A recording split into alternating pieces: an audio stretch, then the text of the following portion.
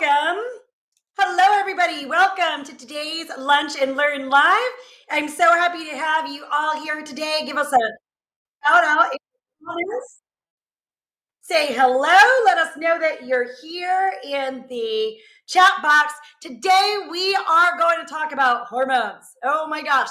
Hormones, hormones, hormones, hormones. It is all about hormones, and it seems to be the hot topic of the day or the week or the month or the year. But what if I told you that balancing your hormones wasn't just about avoiding hot flashes and mood swings, but it was really the key to unlocking your energy, your mood, and your vitality? So those are the things that we're going to talk about today. So hot off the press, it's all about hormones. Guys, as you're watching, if you want to put questions into the chat box, please go ahead and do that. Okay, number one, when it comes to hormones, we must think about the gut.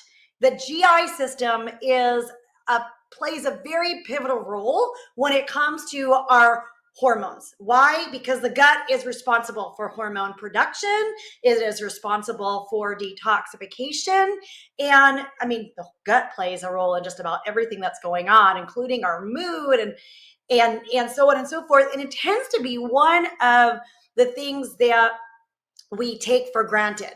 You know, like if I ask you, what should your bowel movements look like? Most people are like, I don't know. But you should be having 2 to 3 soft serve ice cream bowel movements a day. Without that, there might be something else going into the GI. I have clients who come in and they're like, well, I move my bowels like every other day or every 3 days. And that is perfectly normal for them in their world. And that's because we're not taught about what is supposed to happen with our gut and what our digestive system should look like. The truth is, you guys, we should be able to eat food, not end up with heartburn, not have bloating that makes us look like we're 9 months pregnant after we eat something, but our food should feel like it's being digested, right? We shouldn't have pain in our GI system. We should be moving our bowels every day. Our bowels should be beautifully formed, right? They shouldn't be loose. They shouldn't be watery, and they shouldn't be hard that we're having trouble actually moving our bowels. So if we're talking about hormones, we must address the gut and gut health. Okay, so you want to ask yourself, is my digestion operating the way that it should be? And a couple things that you can do. I mean, number one, we are deficient in terms of fiber in our diet in the United States. So it's really important that you are making sure that you are getting in high fiber foods, okay? Vegetables, whole grains. I, of course, recommend that you avoid the glutinous grains, but other whole grains, vegetables, really important part of that fiber equation. And that fiber, you guys, is not just important because it helps move things through your GI system, but we've got to think about the gut microbiome. And the gut microbiome, that's all those little bacteria and stuff, that there's actually more of that gut microbiome than there is of us. If you think about that, it's kind of crazy.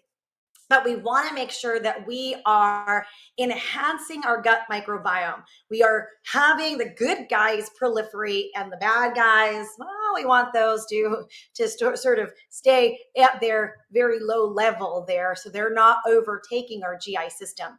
And when we end up, having to take things like antibiotics, or we are constantly bombarded by different toxins in our environment, for example, these can all hit the gut hard. So we want to make sure, we're getting in enough fiber so that we're feeding the good bacteria in our gut. The other thing that I love to recommend is probiotic rich foods. A lot of times clients will say to me, I heard that I should take a probiotic every day. And you can do that, okay?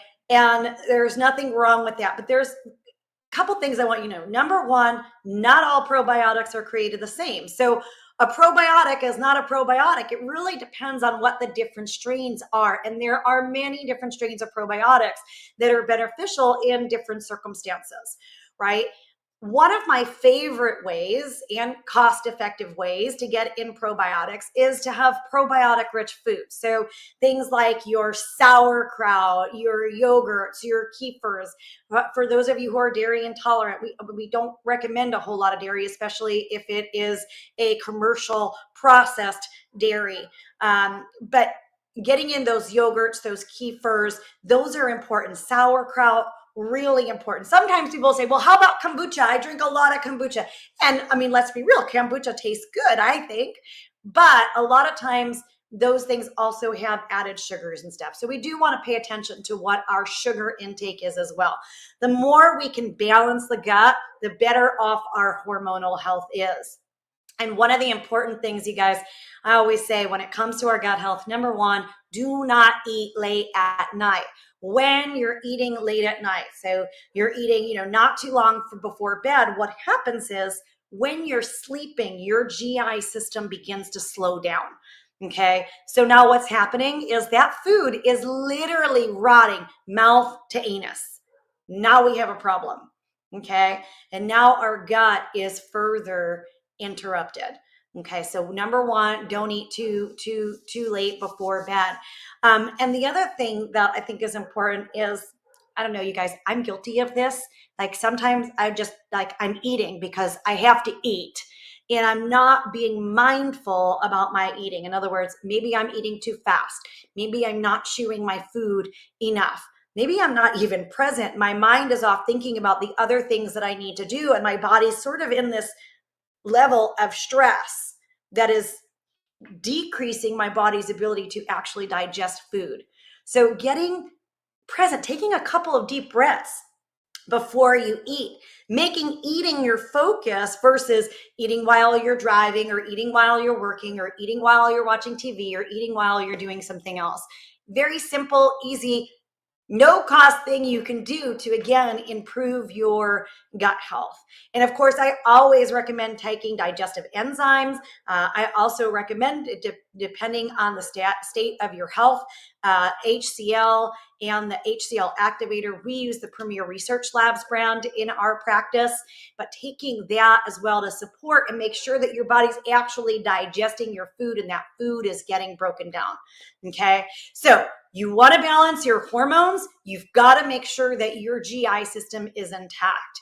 Okay. And the other thing about hormonal imbalances, we'll talk about thyroid in a little while, but with respect to our gut health and autoimmune disease, I mean, I always do say autoimmune disease often begins in the GI system, you guys.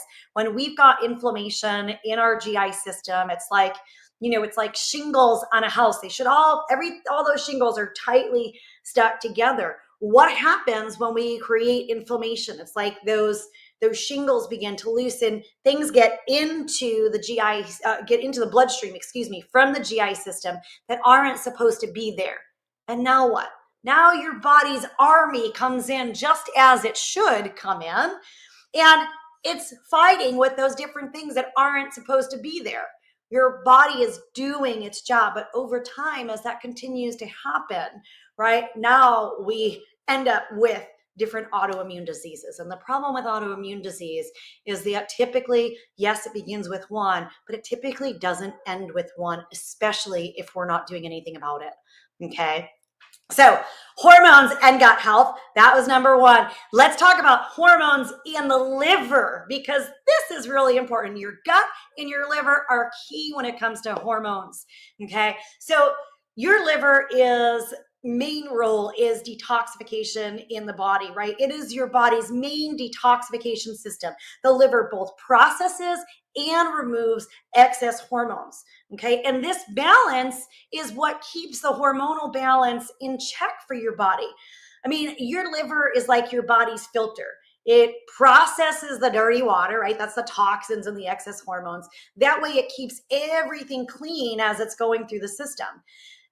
When we are taking care of our liver, our hormones also fall into place. And you guys, we see a prevalence of fatty liver in our society. I've seen a statistic where it was as high as the prediction, the theory is that there's at least 90% of the population that's walking around with fatty liver, in many cases even undiagnosed. And we need to start to ask ourselves, wow, how did we get to a place where all of these people are dealing with liver toxicity and fatty liver when the liver is such a major organ in the body? And you guys, I will tell you, I mean, those of you who are dealing with thyroid hormone gets converted in the liver. So if we've got issues at the liver, that is going to impact the way that thyroid hormone also plays out in the body. So what are some things that you can do to support your liver and liver detoxification? So number one, hydration is always going to be key. I know we speak about the importance of hydration, but it is critical for helping to detoxify the body. I once heard somebody say, and I'll repeat it, so it's not mine, but I don't want to take credit, but this is golden. Ready? Nature's solution to pollution is dilution. Again, nature's solution to pollution is dilution. And that's why that hydration piece is so important. And of course, the other thing we want to do to take care of our liver is avoid whatever possible toxins we can, whether it be processed foods or the chemicals that we're putting in, on, and around our bodies and our skin. Okay. Alcohol. I know, you guys, I know a nice glass of wine every now and again, like, can soothe the soul. But if we're consuming alcohol on a regular basis, that is interfering with the processing of our liver, and we end up with issues. And we have to ask ourselves, like, is it worth it? I had a client who came in and she had extreme fatigue. She was really exhausted all the time. She had the bloating every time she would eat. She'd be extremely bloated. And one of the things that we discovered about her case is that she really had extreme liver toxicity. And she was in her 40s, late 40s, and she was drinking alcohol. It was primarily on the weekends. Her and her spouse, they would go out with friends and they would have a good time. But this was actually having an impact on her GI system, on her liver, and creating all these different issues with her, from the fatigue to the bloating to the hormone imbalances. And one of the biggest things that we did was simply remove alcohol from her routine. Removed alcohol, we increased her greens, and her moods, her fatigue, her hormones, they came further into balance. So you want to really love your liver. Love your liver, because the liver is key to having that hormonal balance. Okay, when we talk about hormones, we must also, very importantly, talk about blood sugar. Okay, so your blood sugar, I know people hear the word hormones and they're automatically thinking like estrogen, progesterone, testosterone, but your blood sugar regulation is a hormonal process. Okay, and I will tell you that metabolic dysfunction, metabolic dysregulation, insulin resistance, these things are playing a huge role in the chronic disease epidemic that we have in the United States. And most people are also, in addition to that fatty liver, they're also walking around with issues with their blood sugar regulation. And by the way, the liver plays a role in your blood sugar regulation as well. But I mean, your blood sugar, it's kind of like a roller coaster, okay? And when we can keep it steadier, having it not go to extreme highs and extreme lows, then we end up with life that's easier, right? Because we're not having these extreme moods, we're not having these extreme energy fluctuations. We're also not putting our body into this hypervigilant state all the time. So by focusing on making sure that our blood sugar remains more balanced, we again have a positive influence on all of our hormones throughout the body. And you guys, there's a lot of different things that you can do that. Yes, stress management is really, really important. And for many people too, I know, listen, I think fasting is wonderful. It does serve a purpose and a function, but I have come across clients who have spent so much time fasting. Maybe they even do it on a regular basis. And if you're a woman, you want to be respectful of your cycles.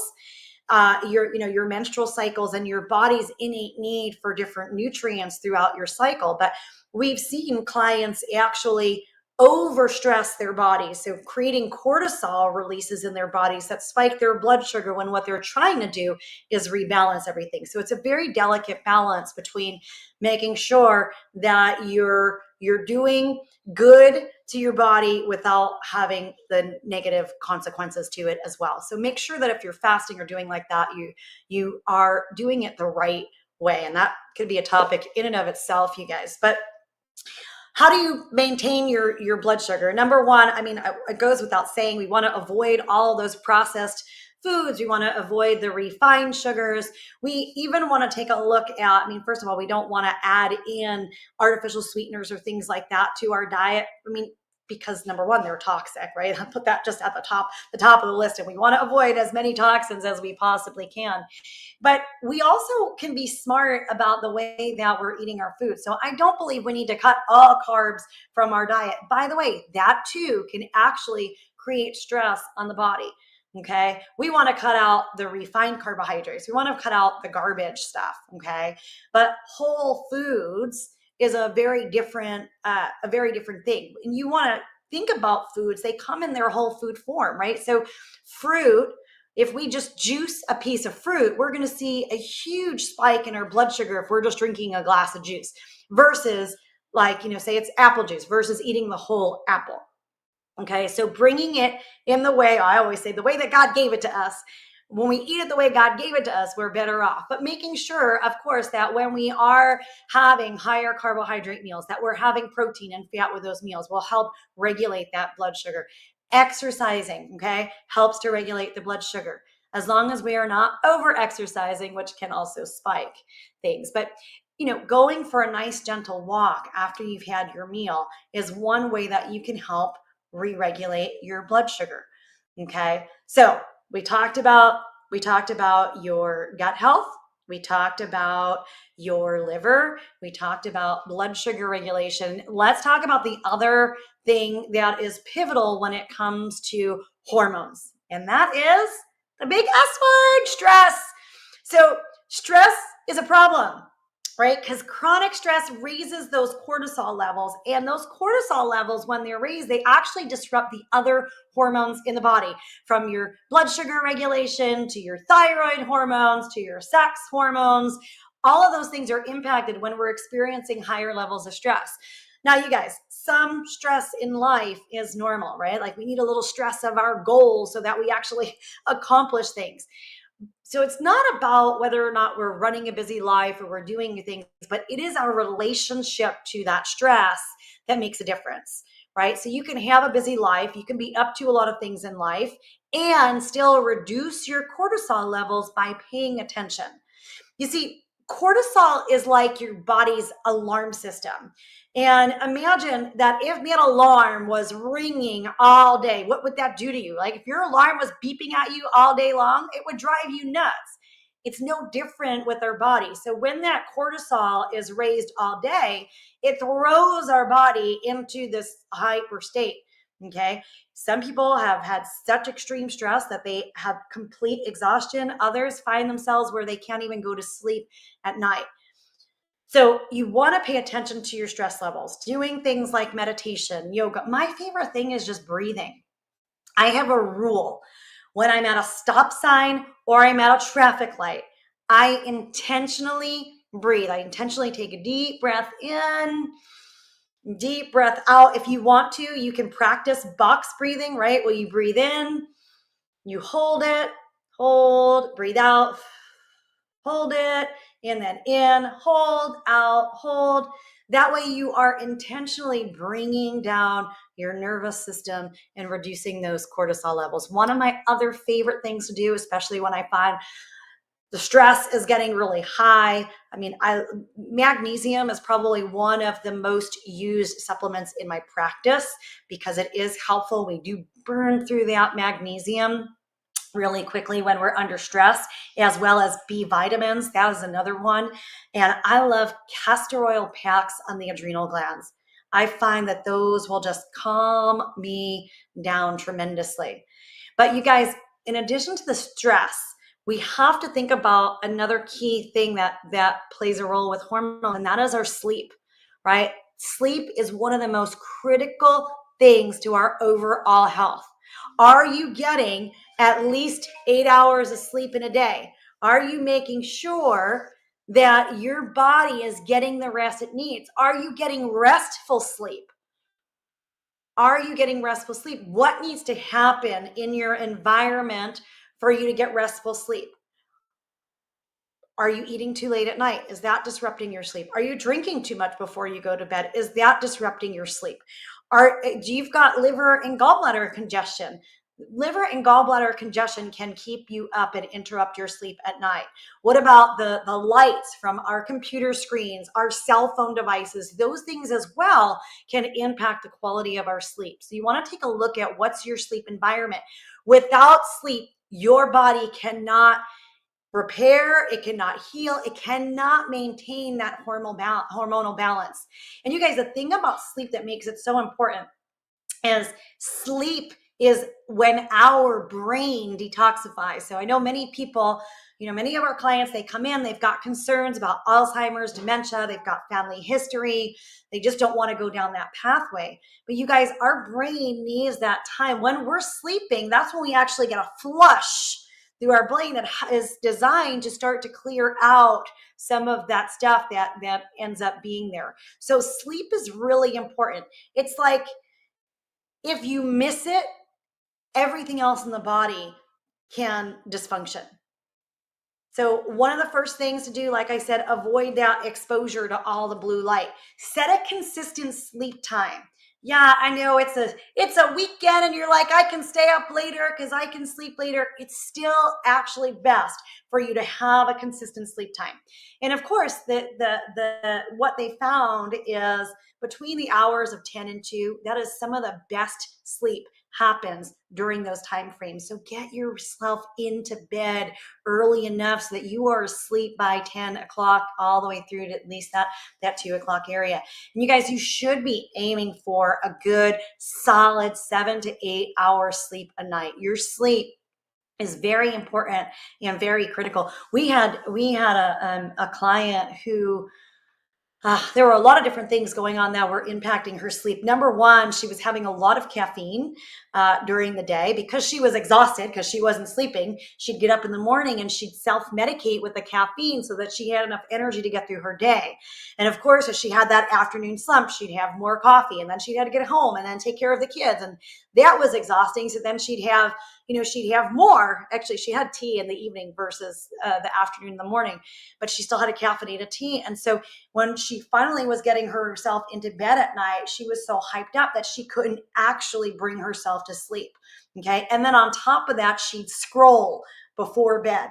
Okay. She'd scroll before bed. And the other thing that we identified, you guys, is that her bedroom was not pitch black. So you want to make sure that your bedroom is pitch black. You don't want any of that light. So we had her put in the the room darkening shades to block all the light in her bedroom, got rid of the screen time at night, got rid of the caffeine during the day, because even what you have in the morning during the day can disrupt your rhythms later on.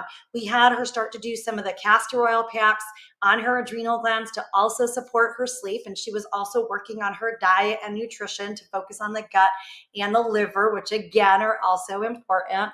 And we worked on even the lights in her house. So you guys, these LED lights, they are awful for our health. And certainly when we're preparing the bed for bed, the last thing we want to do is be bombarded with these LED lights. So we worked on that. And the other thing that we did to restore the balance to her sleep and her hormones, and by the way, she lost weight as a result of all of this, because weight is involved in that as well. But the other thing we had her do was in the morning, we had her go stand outside barefoot on the ground and focus her attention on the sun as it was in that, first hour after sunrise for just a couple minutes to reset her rhythms. And those are powerful things that you can do. You guys, lifestyle habits like hydration, like movement, like grounding, like your screen time. These are all foundational to hormonal health. the things that are beneficial for our hormonal health are beneficial for our overall health, and vice versa. Making sure that you're drinking half your weight, half your weight in ounces of water per day. Very important. Making sure that you're getting in healthy fats for your body, avocados, nuts, seeds. Very important. Moving your body, because movement is really important. We can't have hormonal balance without movement, because sedentary lifestyles, what happens is we end up with circulation that becomes very sluggish. We end up with cortisol that's dysregulated. Okay, but we do want to also have the right movement as well. So those of you, I have some clients who come in and they're bicycling 100 miles a week, and they're like, but I'm gaining weight and I'm having mood swings and I'm having hot flashes. And what's happening, you guys, is we want to make sure when we're doing movement that serves our body, that's not overstressing our body. Believe it or not, for some people, having a nice brisk walk is way more beneficial than actually going out for a run. Okay, so you want to think about where your body falls into that. And stretching and breathing, these are all things that you can do to keep your hormones in balance. Another piece of hormone regulation, endocrine disruptors, right? Hormones, your endocrine system, okay? There are many things in our environment that disrupt these. And we want to start to be privy about what they are. I had a new client sharing with me how, they got perfume for Christmas and they were so excited about this perfume. And I was like, oh, let's talk about that perfume. Those artificial fragrances, whether it's in perfume or in your hair products, your skin products, your house cleaning products, those disrupt the endocrine system. And so you want to make sure that you are paying attention to those things. With a lot of these, not just fragrances, but even cleaning products, plastics, plastics are a really big issue. Stop drinking out of plastic water bottles, please. You go to the gym and you see everybody with their plastic water bottles and they're real excited that they're hydrating. That plastic is toxic to the body.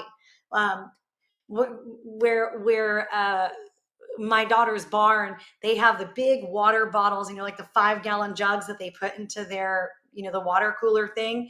And they're literally sitting outside in the sun. The sun hits that plastic container. You better bet that that's leaking chemicals into that water. No way you want to drink that water. But it's no different, you guys, with those little plastic bottles that everybody's walking around with. So get yourself glass, get yourself stainless steel, get rid of the plastic, get rid of the plastic cutting boards, get rid of the plastic storage containers, get rid of plastic, okay? That is going to be very helpful in helping you remanage your endocrine system. I know a lot of people, when they talk about hormones, they're really worried about estrogens and so on and so forth. One of the biggest culprits is these estrogens, these xenoestrogens that are coming in from our environment. So we need to be privy to that. Use your stainless steel, use your glass, get rid of the fragrance stuff. Don't heat anything in plastic. And these are all important things that you can do. I mean, think of these endocrine disruptors as noise in a symphony, right? Your hormones should work like this absolute beautiful symphony. But then all this noise, it confuses your hormone signals. And so then your body just starts to operate in a non-beautiful symphonic way. Okay. So consider that.